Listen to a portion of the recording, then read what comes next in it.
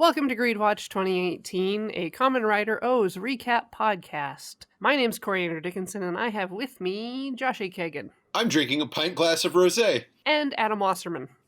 I'm drinking a very tall Arnold Palmer. I have a beer of some sort brewed by my partner. Ian, what's in the right tap? We think it's red. Okay. Red beer? Yeah. Yeah. Oh, okay. Well, at least you didn't get the wrong tap. That would have been bad. The other tap's out. It just releases toxic gas. You chose poorly. It's just the air from a grocery store. Oh no! Yeah. It's the worst air. I don't want any of it. Exactly. This is episode 35, Dreams, a Brother, and Birth's Secret.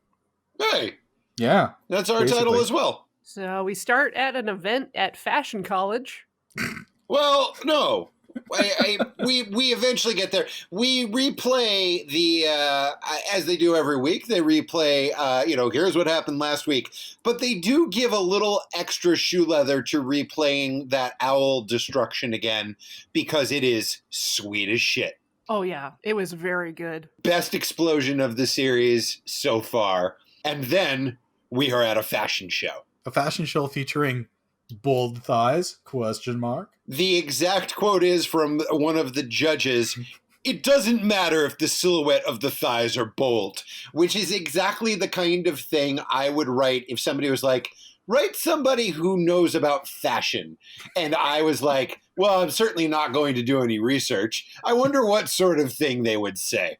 I really appreciate the top end of this look where there's a reverse hood for storing snacks in. Yes. I mean, I'm all in favor of bold thighs, personally. So we get shots of the audience. People, fashion, catwalk, Vogue. And we get Chiyoko just losing it. She's just like, oh my God, Hina. Oh my God. I'm so glad we came. And Hina is participating in the fashion show because, as we all know from the previous 34 episodes, Hina's number one passion and dream in life is to design Western clothes. Why, I can't think of an episode that hasn't gone by, these 34 half hours of television that I've watched, where she's not sewing or talking about clothing or reading fashion magazines or... Hang on. I'm getting past something right now. Oh, my mistake. Apparently our boys in the booth checked this. Hina has never talked about this. Also, judging by at least the first page of her sketchbook, it looks like she has been designing fashions for Fist of the North Star. It really does. 100%. But then AG shakes his little tush on the catwalk. Yeah, on the catwalk. No, wait. First of all, Ankh is dismissive of Hina's dreams, and Chiyoko is like, don't be like that, man. Dreams are important. Why did they bring Ankh? Was it to further his civilization tour? Because Hina wanted learn her how to brother to act be in there. proper society? Gosh. No, I think Hina just wants her brother's body there in the hope that something... No, I'm serious. I'm so glad you didn't stop that sentence a little earlier. Yes, she wants her brother's body. Who doesn't? She wants her brother's body there in the hope that as some sort of meat receptacle, like her... Okay, her, Josh. yeah? Phrasing, Josh, please. Just stop. My mistake. Can you put it as non-grossly as possible? You know what? My mistake, you guys. I know stepcest is real big right now. Let me start. The term is faucest, you heathen. I stand corrected. Hina wants Ankh there because Ankh has forcibly inserted himself in her brother's body repeatedly. Onto, not into, onto. He is a glove. And you know what they say. Oh, you're right. My mistake, Corey. The brother has inserted himself into Ankh. And well, he's been forcibly inserted into Ankh? Look, they're all there. And all that's important is that AG looks like a cross between, Blade Runner and Cats. Yeah, he's He's some kind of urban samurai. Lots of layers, lots of different fabrics mixed. His hair is done up. He's got little doodles on his face, and he like does his little common rider henshin poses down the catwalk, all But he up looks into really the man from serious. France's face. It almost Yeah. doesn't look like him. I was like, I I didn't guess think it was him at first. I guess that's agey. And it was. His outfit is so ridiculous. I guess it's a contest to see who could make the most ridiculous outfit. Because Well, that first girl didn't get the memo then. Well, perhaps not. Because Hina wins. And another lady comes in second, and I will be referring to her as second place lady because I did not write down her name. And she is mad. Yeah. Her name is Shoko. Hina's name gets called, and she's like, yeah, congratulations, Hina. And then Hina walks away, and she's like, please die. And then she ends up being number 2, which, as we all know, is the first loser. Are you a gym teacher? What are you, I am now. You throw stuff. It's like you went to stepfather school. Yeah, and you know what? You know what, Josh? You throw like a girl. I'm going into theater. Walk it No, off. you are not. Walk it off. Sorry. Sorry, I'm fine. It's just as well. It was going to go somewhere bad.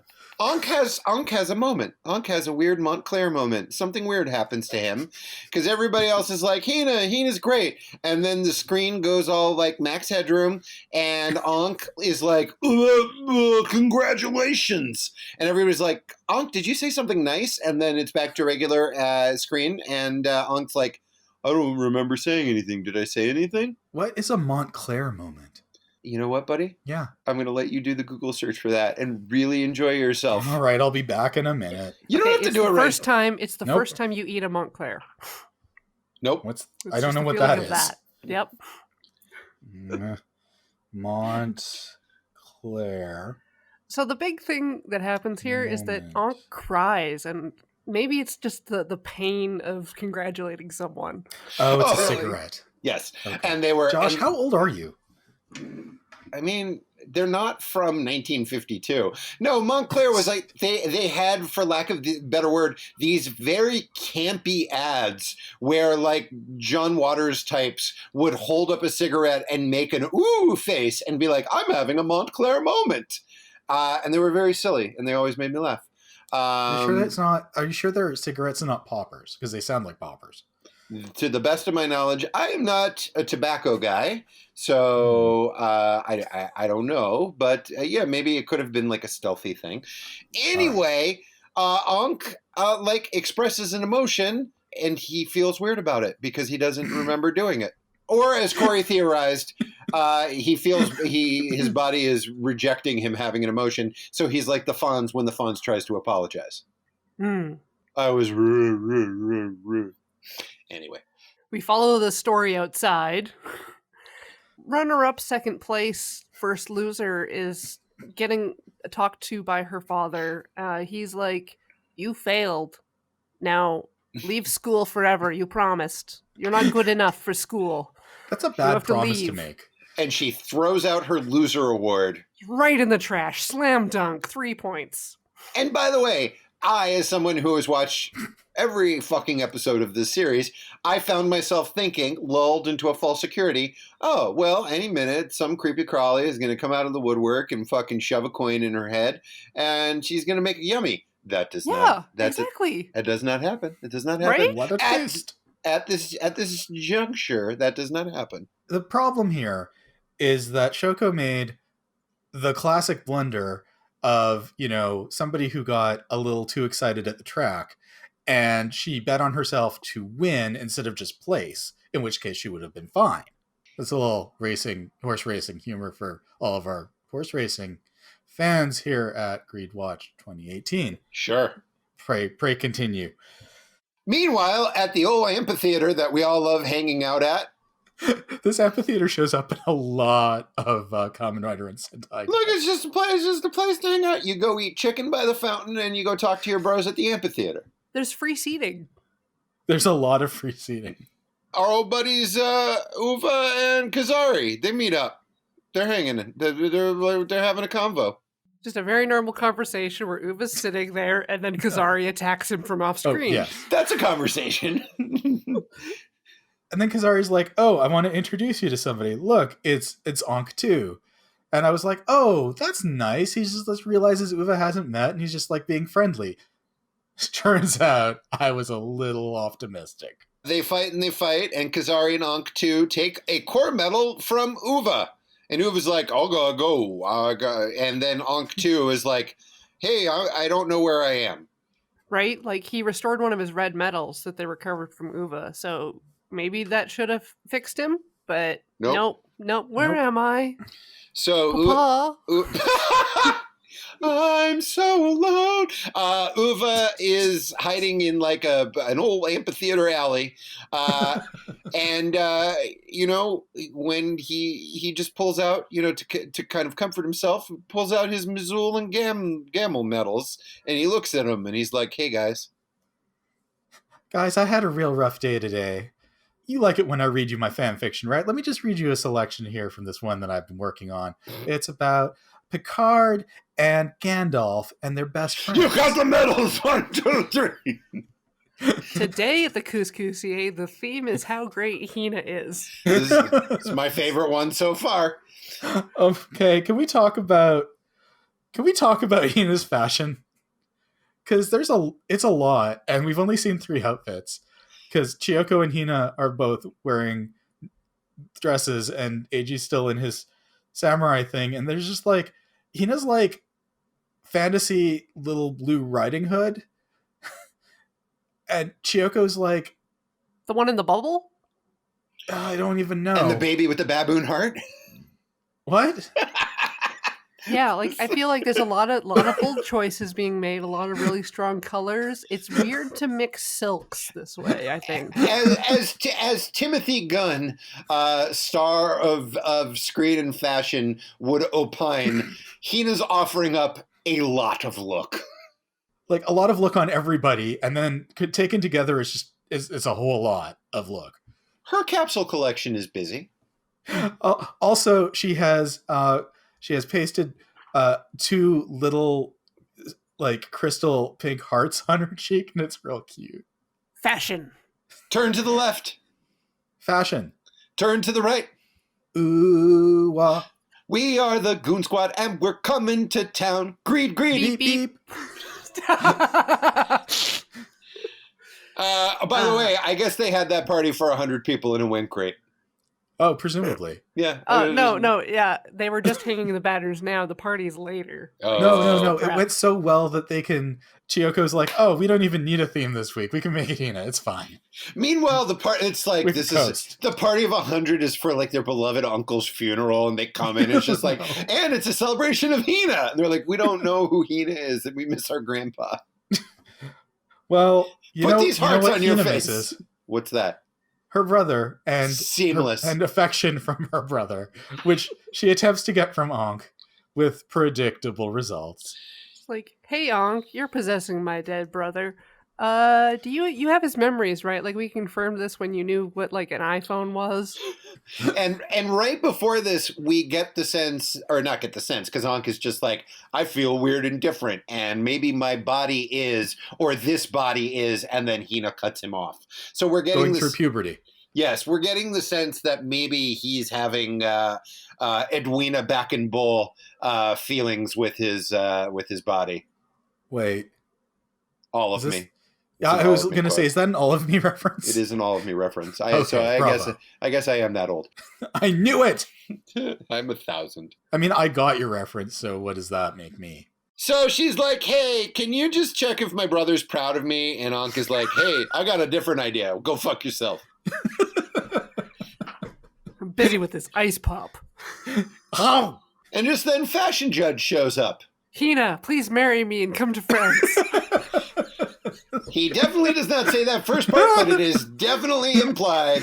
This is a real potential for a Hina 2 moment, because he's just like, hey, just come to France and just study with me at my apartment in France. Yeah, join my fashion tiger sex cult.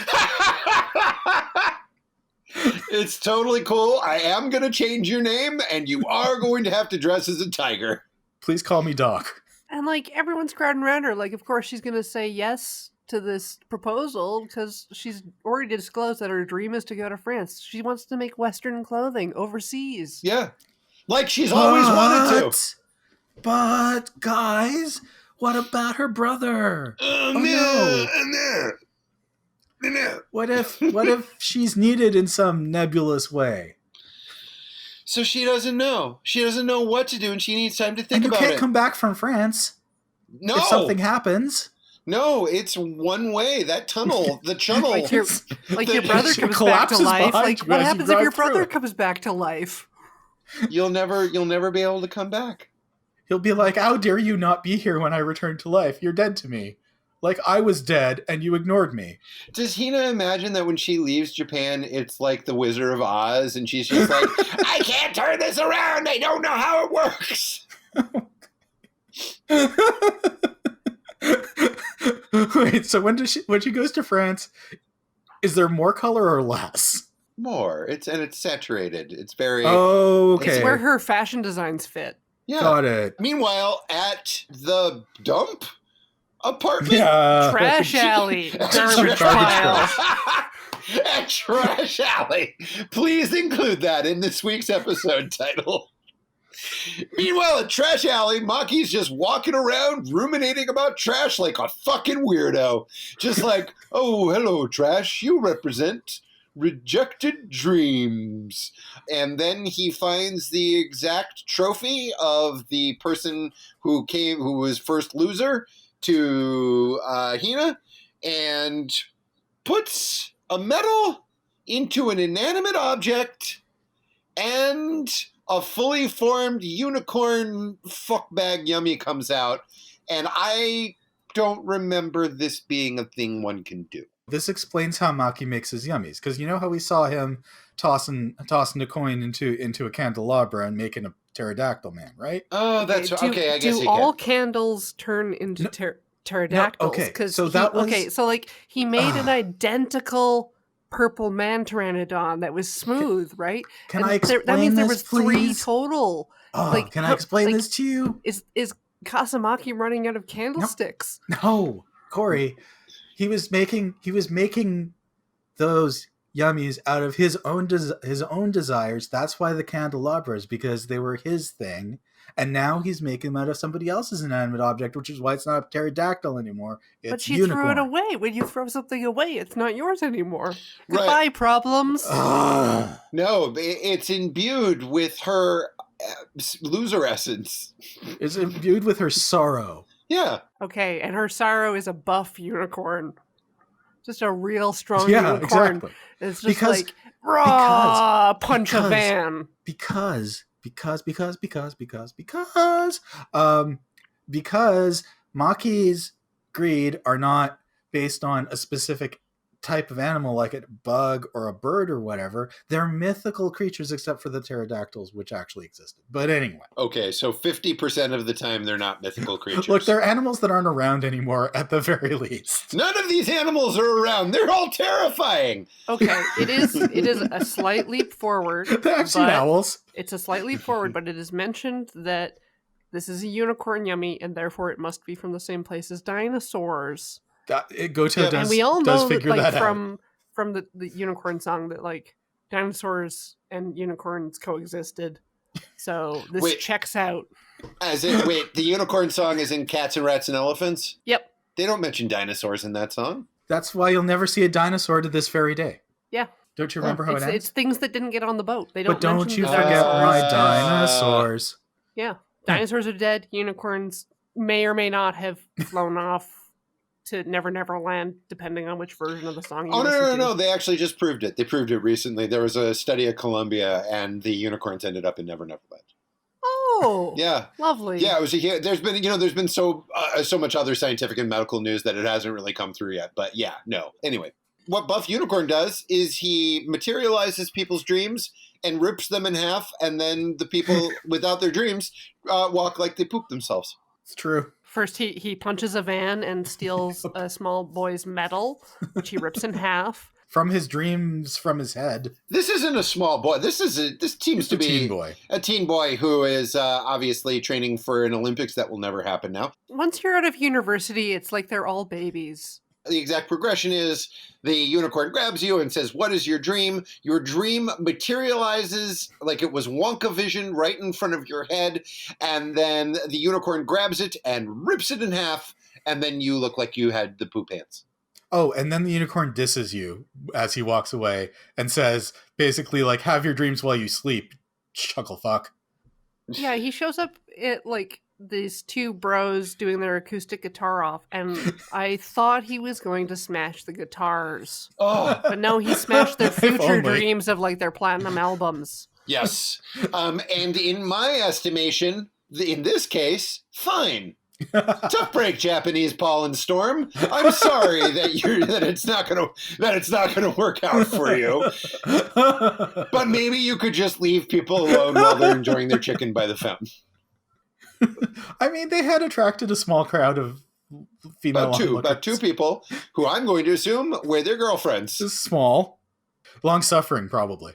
Well, so anyway, Not So Wild Stallions. They even printed those CDs. Like, they were trying to sell merch. They were. Yeah. And they had dreams of like Billboard magazine or whatever the fuck in front of them. And the unicorn's just like, hey, fuck that. And rips them in half. They probably want to play at the Budokan or something. Date and Goto rock up. And at this point, Yep. Date's like, is that a horse? And Goto's like, no, it is a mythical unicorn, much like the dinosaurs. I could watch these two nice boys argue about animals all day. Wouldn't you just watch like a show where they go to the zoo and Date misidentifies every I would. animal? Oh, Daily, I would watch that. I would, Right? yes, goofy etymology with Date and Goto. You know, there's one where they just go to like the bird area and he just says everything's a chicken. Oh my god, you guys! Imagine Date and a narwhal. what? He would pee. He would probably pee and poop at the same time and start crying and just be like, "It's too beautiful." And goes, Look, Goto, a unicorn whale. and you know what? I think that would be the last episode because Date would be like, "You know what, buddy? Yeah. I'm going to give this one to you," and they kiss. No, and then he walks into the ocean. No. And tries to mate with the narwhals. Yeah. What? No, he just walks into the ocean and disappears beneath the waves and is never seen again. Oh god! I hope that's the last episode. It would have to be. No, there's like 5 more episodes of Goto being very sad by himself. It's a real downer. It's like the last season of The Office. They just didn't know what they were doing. The good news is, you two, this is all conjecture, and as we know, Date is in the prime of his life, a figure of health with not a goddamn thing wrong with him. I cannot think of a healthier, less compromised individual in these difficult times. So healthy, our Date, our precious boy, our precious milk jug toting fella. What a healthy motherfucker. Anyways, let's see what happens in the rest of the episode. And they fight. There's a fight, yeah. They're fighting. And Oz shows up. Yeah, everyone's there. All of Date's friends are there. Uva shows up. He's got some. Oh, is it Uva or Kazari who shows up? It's Uva. Uva does a great move where Ankh is about to throw the medals to Eiji, and Uva just snatches one and then throws some Yeah. trash yummies in there to like distract Ankh and maybe beat him up. Maybe just smudge his perfect face or something. And Kazari is there, but he's just creeping on people like usual. Yeah. And Date's fighting because he's so strong and so healthy. But then, bloopy bloop bloop, something goes weird with Date, and we don't even know what. It looks like he's got a headache. Like a headache that's so bad that it breaks his engine. Yep. Also, now Oz has gorilla arms. Yeah. Ooh. Which is important because then he uses them as rocket hands to get rid of the trash. So we clean up the problem for now, and then they check on the buskers, and they're like, "Hey, buskers, are you guys okay?" And they're like, "We're fine. We are going to very normally walk away, like we both have Odin right in our pants." And people are like, what about your guitars? They're like, "No, we just." Which I would be like, sweet Yeah. for guitars. I was like, those look like nice guitars. I could learn to play the guitar if I just if somebody left a nice guitar lying around because their dreams were shattered. Guess it's mine now. Back at Miss Havisham's manor, Kazari is wondering aloud to Maki why Uva wants medals that aren't his own. And then Kazari's like, wait, I think I know. I'm not going to tell you, but I think I do. And should I help? Did you guys figure it out? My assumption is that he thinks Uva is going to try to absorb those metals and become a weird tentacle elephant bug or something like that. Like what happened before Wrong. with Mazul and Gamel. But yeah, we go to see what's Wrong. checking out with Uva, and Uva's got like crates full of cell metals, and he's counting the metals. He's like, I got 3 Gamels and 4 Mazuls. Hey buddies, it's gonna be okay. I'm gonna go to the elementary school at recess and see what I can trade these for. Hey, I got a yoo-hoo and a bag of Funyuns. Does somebody want to trade me for a bento? No, he's trying to resurrect his buds. Yeah, obviously. Like we're all trying to do right now. He's trying to create friends in isolation, and he's so close. I'm just trying to maintain my friendships while I'm in isolation. I can't make new ones or resurrect old ones. A buddy of mine who is a single person on the hoof got on one of her dating apps. A guy was like, "Hey, do you want to have a FaceTime first date?" And she was like, "I can't think of a thing I want to do less." Oh, a friend of mine from work got messaged by somebody that she went on a couple of Tinder dates with a while ago and was like, "Hey, you want to hang out and watch a movie?" Because it seems like the time to do that sort of thing. I mean, that at least, you know what? I'll say this for that. By the way, all of the very optimistic humans out there, at least that's a game plan. Like, as opposed to just being like, "Oh no, you want to just like look at each other and then ... wink something." I maybe assume like they want to have a conversation. You want to talk before you meet someone in the flesh zone. someday. What else is a date aside from sitting across from a person and talking?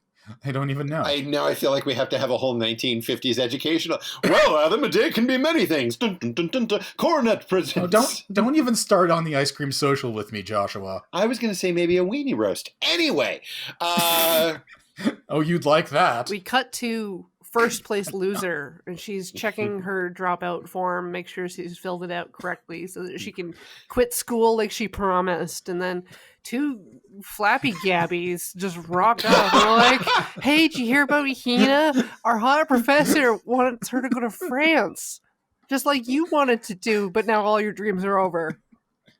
Hey, Shoko, how's it going? Oh, look at that huge wound on your arm. We've got all the salt. Would you like some? so she's real pouty. She's pouty about it. Adorably pouty, I might even say. I mean, I'd be pouty about it too. Yeah. If my dreams had been crushed and a couple of girls came over and just wouldn't shut up about it. Meanwhile, At Kugami Central, Kugami calls in his old buddy Date, and he's like, "Hey, you're a doctor, right? That's the thing. I'm going to say a bunch of stuff that I already know the answer to. You're a doctor, right? Take a look at this person's skull. What do we think about this?" He's got an X-ray. Yeah, remember this from the beginning of that one? Oh, fuck, never mind.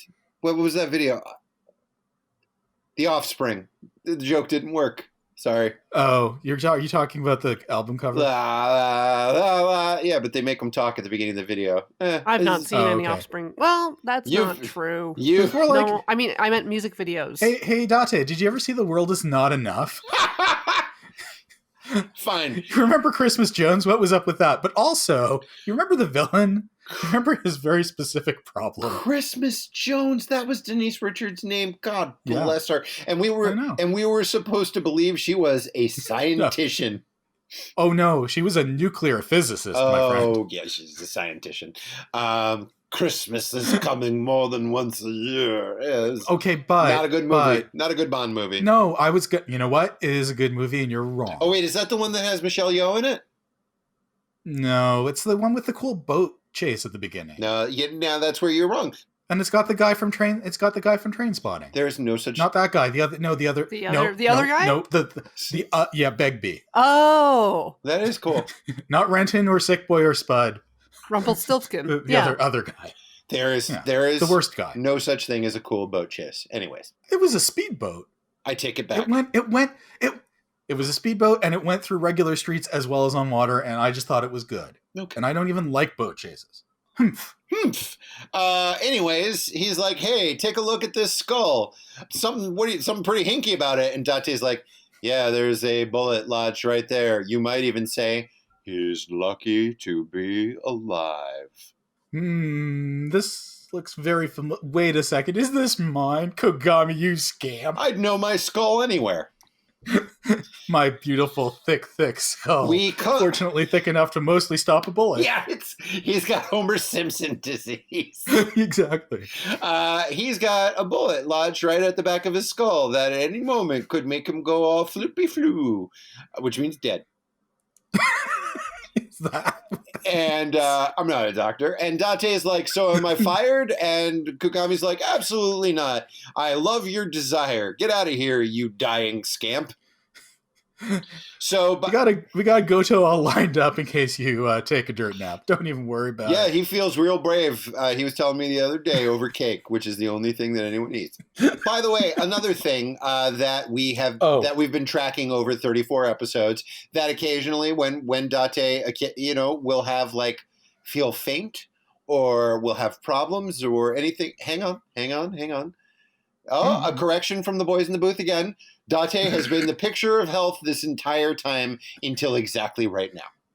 Listen, bullets lodged in your head are weird that way. Sure. Also, I would like to point out that at least in our translation, Kogami describes the bullet having gone into Date's skull when he was, quote, attacked by natives. Mine said locals. And what did yours say? Locals during a war thing. That is a better translation. It is. Although when you say locals, I just feel like you're saying town, like townies, right? What the fuck? What are you doing? I'm just the only town, just Massachusetts. What the fuck are you doing here, Paul? Hey, get out of here with your Odin. We don't need your help. He went to Royston Vasey, and he tried to go to the local shop, and it didn't go well. This is a League of Gentlemen joke for the 5 people who are going to recognize it, but they'll love it. We're all just going to quote the things that we love. That's all we can do. Isn't that how we always roll? So Date could die at any moment. New bit of news. This just in. Let's keep going. Hina is... Wait. Hina? Wait. Yes, Hina. Wait. In more important news, Hina has real cute knees. Okay. What? No. Cute ass knees. Hina's overseeing a baseball thing. Sitting with her knees up, and it's cute. Yes. She is watching children play baseball. A ball is accidentally thrown at her, and she throws it back, nearly killing 2 children in the process because she is crazy strong, except when it can help. It busts a Are you glove. sure? It worls against the fence enough to cause it to melt. Fire! They mention most episodes. It comes up a lot. It's been referenced multiple times. And wait, sorry, 1 second. Getting a little news in my earpiece. Oh no, that is in fact something that has been referenced many times on the show. Carry on. Okay. Well, actually, maybe one of you two who can sort of vaguely read Japanese can explain this.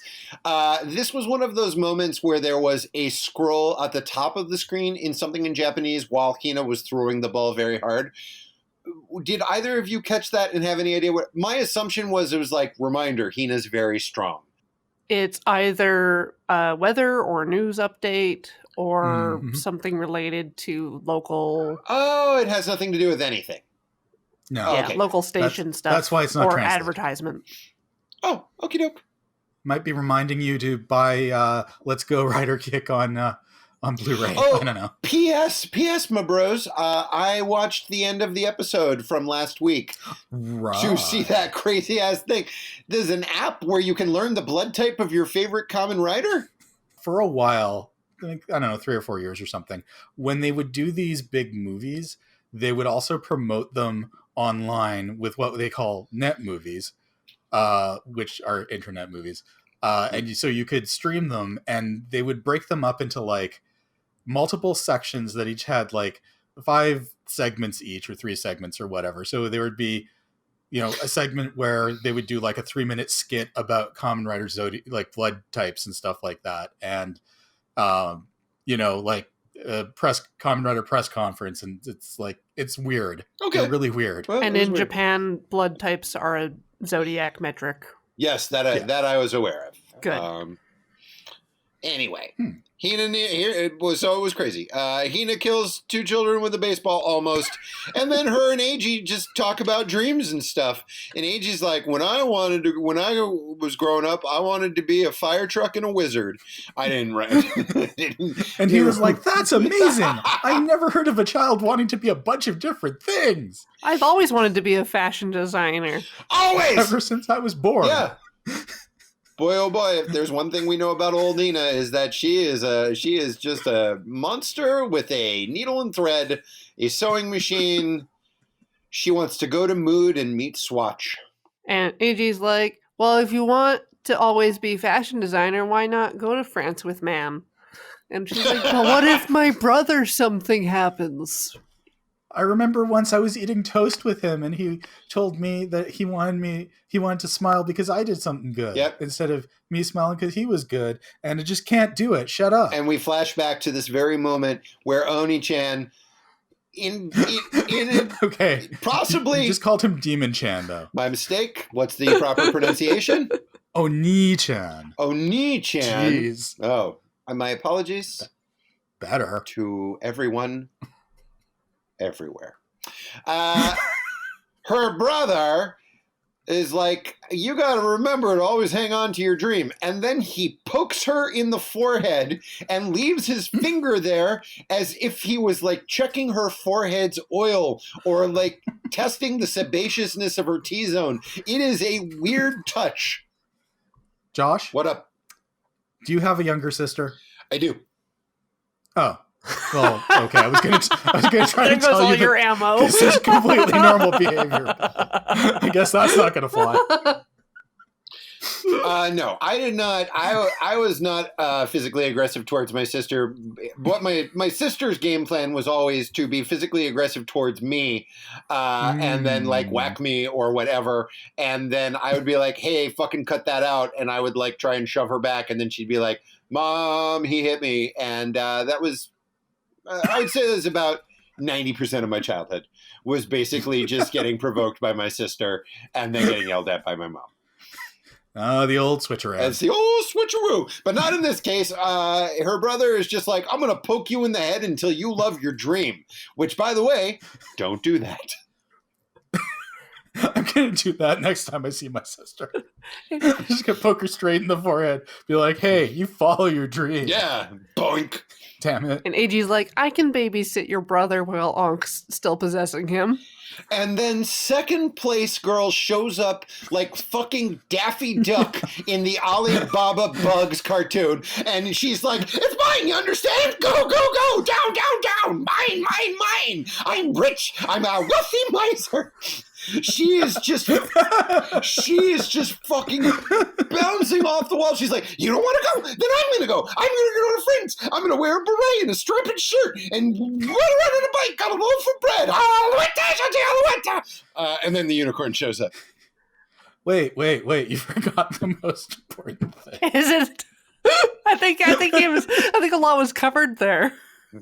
No, you forgot the most important thing. What's that? Which is that she's wearing black stockings that go slightly above her knee. Hey, Adam. I just want you to know, I did notice that. Okay, I've been self-isolating for like 2.5 weeks. All right, leave me alone. The absolute zone has no place here. Although I'm not saying I'm thirsty, but this half and half looks real good right now. Although I did not make a written note, I will share with the listeners that I did go, huh.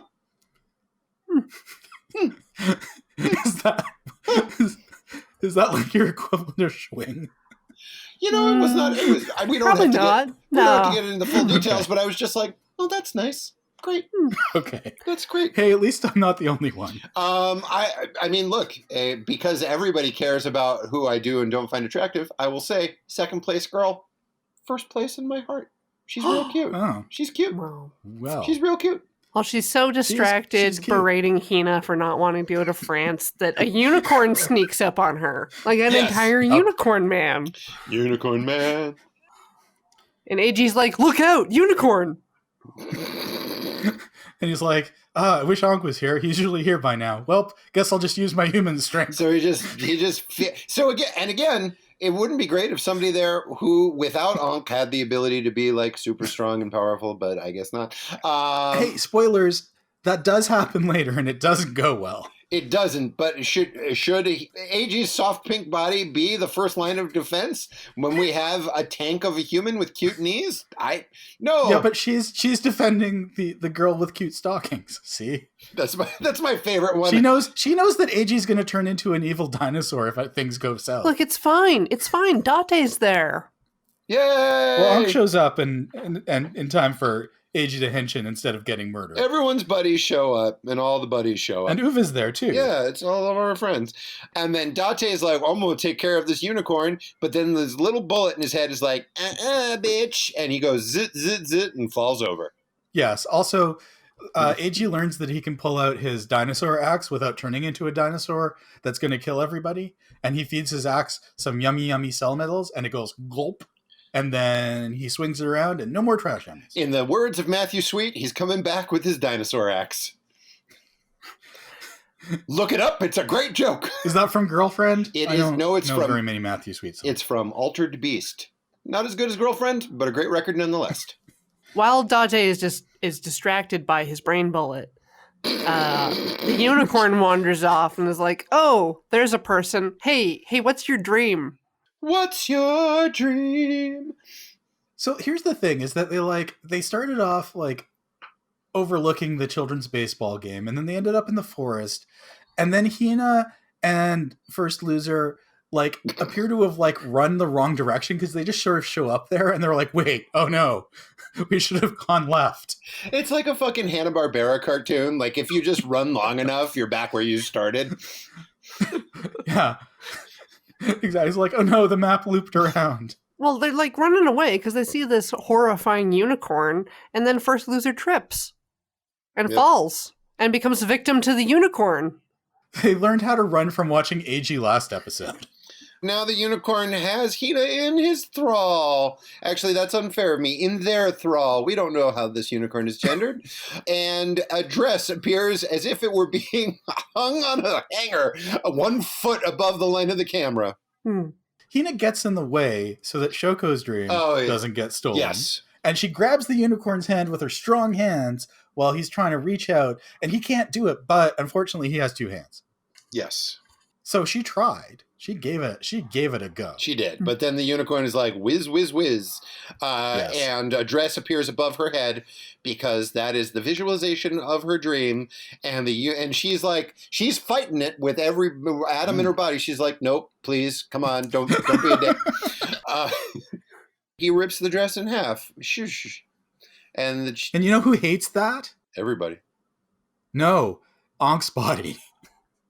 Because Ankh's body drags him over there and tries to punch the unicorn in the face very gently. With his fleshy fist. Yeah, Ankh's fleshy fist drives itself into the unicorn's face and bounces off. Yeah, just like, dunk.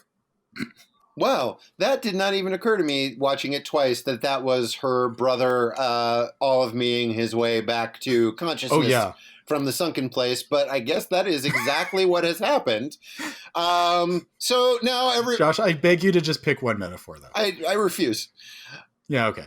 Uva gets another couple of medals, and that's not great. Well, Kazari shows up and is like, hey, AG, I'ma help you. I'm so helpful. And he's like, oh, Uva, you're so strong. My medals popped out. He's like, oops, I dropped all these medals that happen to be Gamal and Mazul's color. Whoa, goodbye. I'm weak. leaving. I better run away. Oopsie, I guess I have to bend over to pick them up. pretty much. Oh, my skirt is so short, Oops. etc. Knees.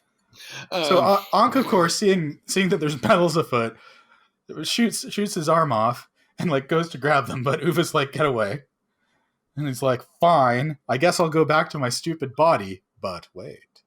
Ankh's arm can't go back on Detective.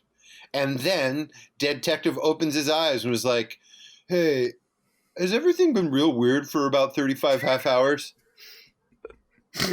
And then we get like a subtext that's like, and that's when the detective opened his eyes. And we end there. It's just like, this was being relayed in a story format somehow. Like there was a narrator. This is AG telling his grandkids. Yes! And Detective shed a single tear. And then you just cut to Peter Falk and Fred Savage. I was like, Dad, no, Grandpa, tell it right. Ankh can't be without a body. All right. Here's one more thing. I'll just tell you. In the history of arms falling off of bodies.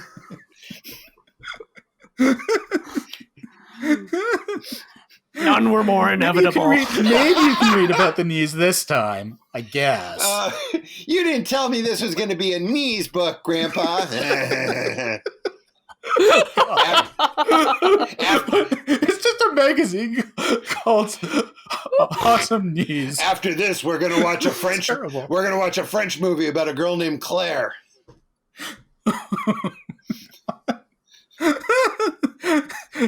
Hey, tell me, grandson, have you ever seen anything by Lars von Trier? Or are you more of a Haneke man? Claire's knee is not like a Lars von Trier movie. There's like fields of wheat and stuff. It's very French. And then that da-da-da-da-da farts. That's the end. And who knows what's going to happen next week, except probably something with the brother. And who knows?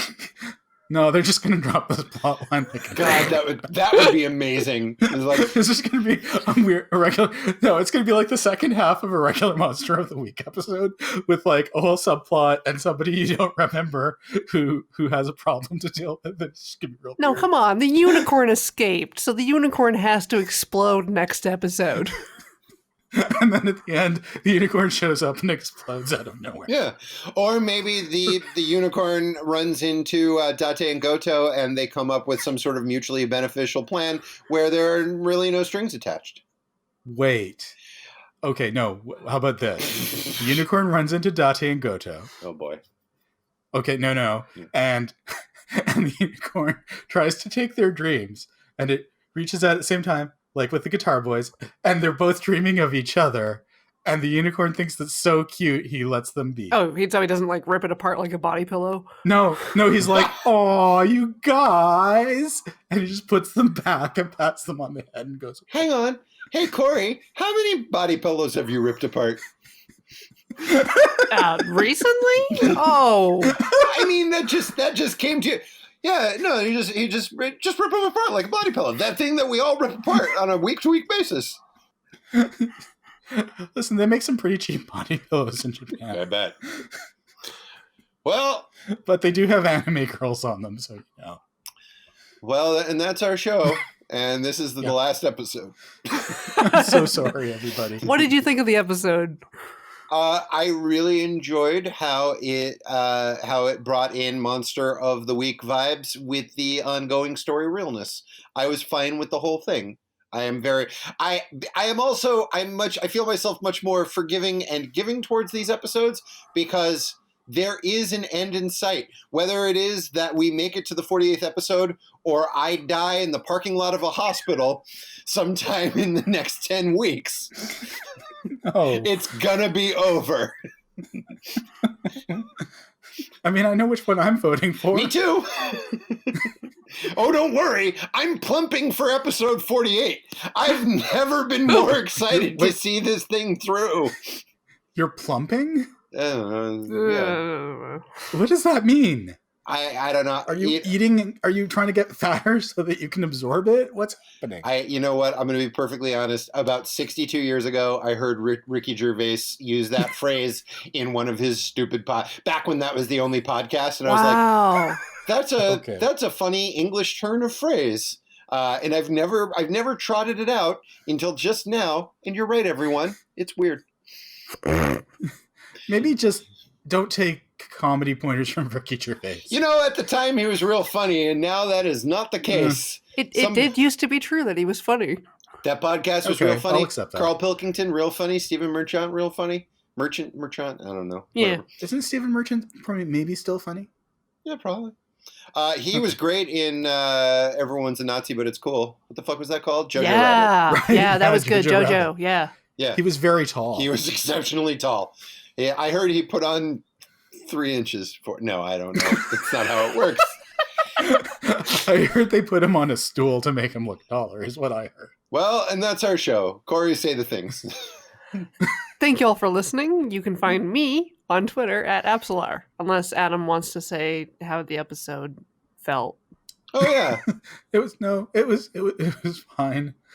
I liked it. Yeah, me too. It was great.